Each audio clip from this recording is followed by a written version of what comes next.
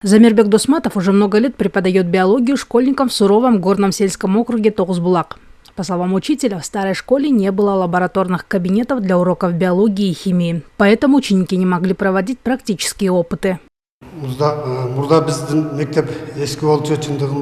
Здание нашей школы действительно устарело, а работать в нем было трудно. В новой современной школе есть специальные кабинеты для биологии и химии. Они будут оснащены современным техническим оборудованием. Создаются условия для того, чтобы дать детям хорошее образование.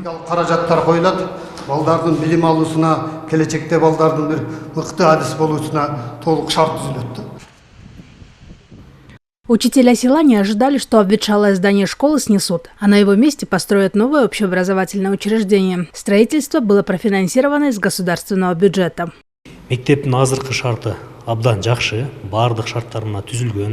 Здесь созданы все необходимые условия – столовая, спортзал, библиотека. Для химии, биологии и физики есть свои лаборатории. Школа отвечает всем необходимым требованиям. Коллектив, ученики, родители – все очень рады. Элибиз, журтубуз, окуучуларыбыз, коллектив, жамаат бардыгыбыз ушу сүйүнүп турабыз. Кроме средней школы Жаштылек, в горном сельском округе Тогузбулак завершено строительство еще одного общеобразовательного учреждения. В другой школе проведен капитальный ремонт. Учреждения уже готовы к новому учебному году.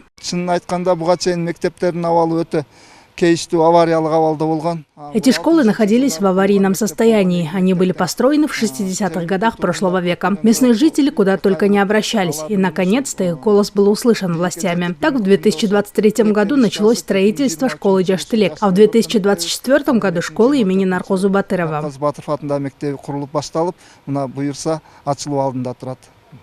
Стоит отметить, что в Баткенской области в новом учебном году в эксплуатацию сдадут 4 типовые школы. 3 из них находятся в Лилекском районе. Кроме этого, в 6 школах области проведен капитальный ремонт.